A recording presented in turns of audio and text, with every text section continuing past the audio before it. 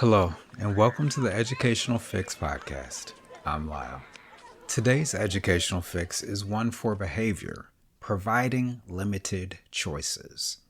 So, providing limited choices is essentially a behavior management strategy that involves a teacher providing a student with limited choices so that they can choose either what they do next, how they can take a break, how they can engage positively and constructively in the classroom environment, perhaps when they're feeling upset and there's a crisis situation, or when they're disruptive and not following the directions. Providing limited choices is also something that you can do whole group with students, providing them limited choices as far as these are the rewards that you can get. These are the options that you can do for play at this time. These are the options that you can do for your centers. That's something teachers normally do.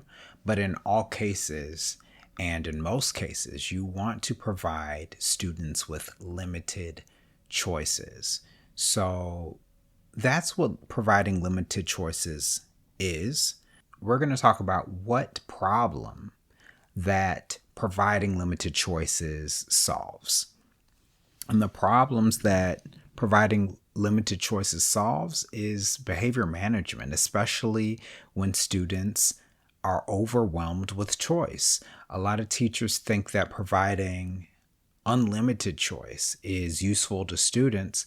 Sometimes it's really not. It makes them confused. It makes them feel unsafe when they have unlimited choices. Being able to say, here are some things that you can do. All of them are good.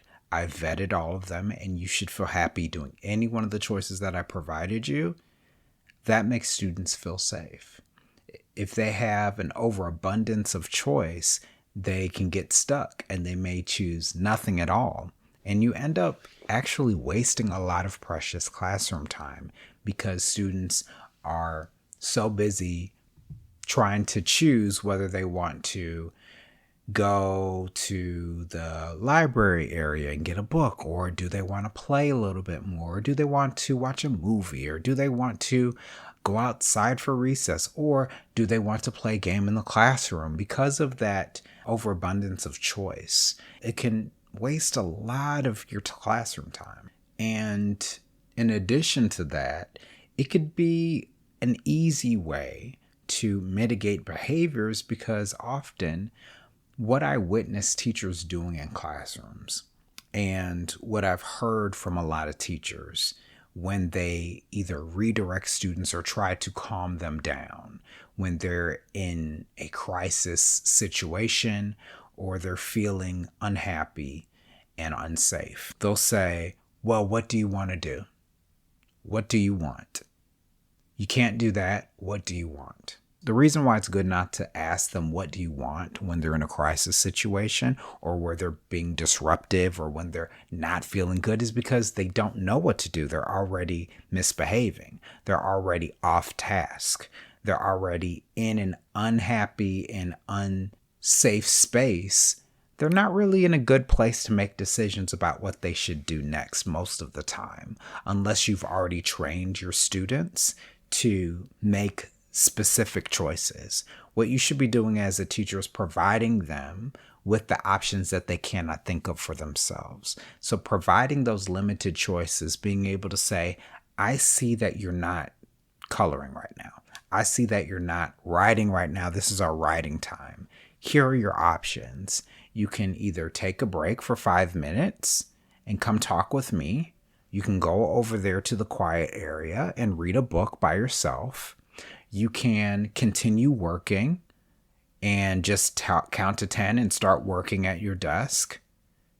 Those are your 3 options. Which one would you like to do?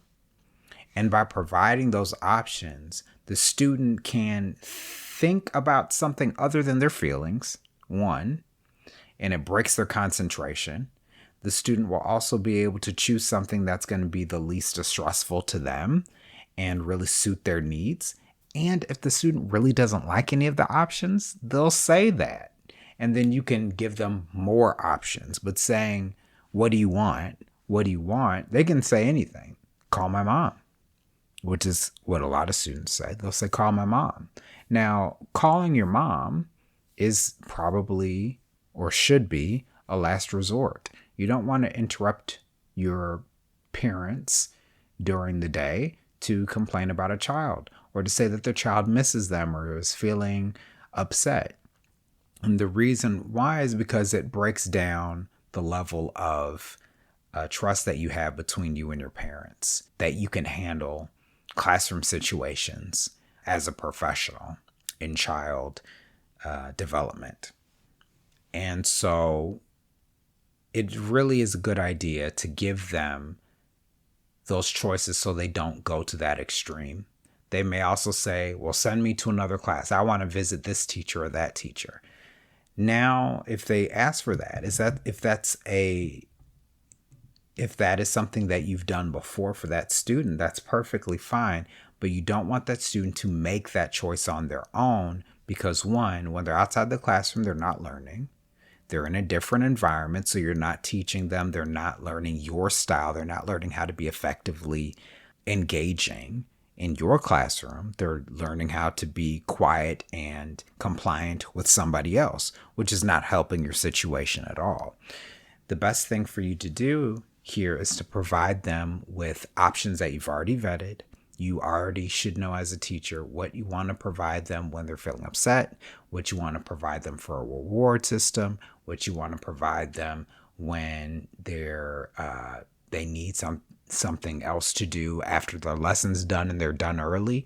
You want to provide options so that the students can have safe choices and they don't feel overwhelmed by choice. That's something that adults experience. You can feel overwhelmed by choice. I have too many options. I can't make decision.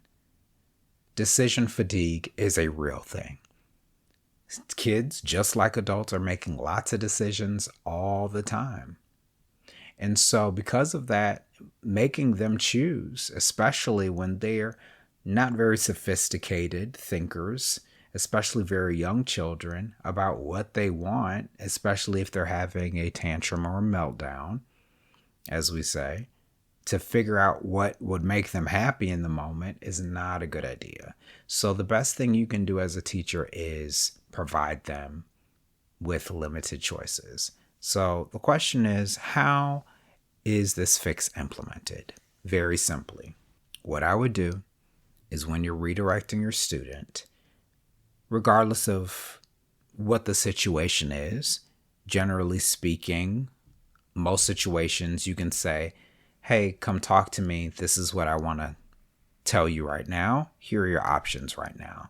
There are some situations that teachers want to have a crisis protocol for that student or for your classroom, if that is the case. But generally speaking, you're going to be in a situation where you can call the student over, you can approach the student and say, here's what I want you to do.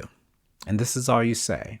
Here are your options. You can either option A with me, you can option B over here, you can option C by yourself, or you can option D.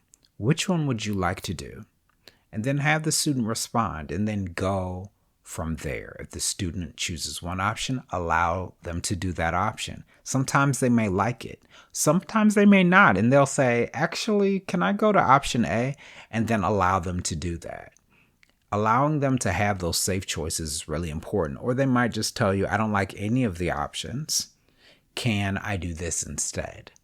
And they'll be able to tell you something that you can either say, okay, that can work, or that's not going to work. That's not something that we can ask for. And then you provide them with your options again. Now, this should always coincide with whatever your behavior system is in your classroom. But you always want to give your students limited choices instead of asking them what do they want, especially when they're in a situation where they're not following directions or not doing what they need to do in the classroom, if they're in a crisis, etc. Just tell them, this is your option, this is your option, this is your option. Which one would you like me to give you today? or which one would you like to do? Limited choices are very important for behavior. Thank you. That has been our educational fix for today. Thank you for joining the Educational Fix podcast. I hope that you use this fix in your classroom today. If you're interested, please check out my books for thriving special education. I'll see you soon.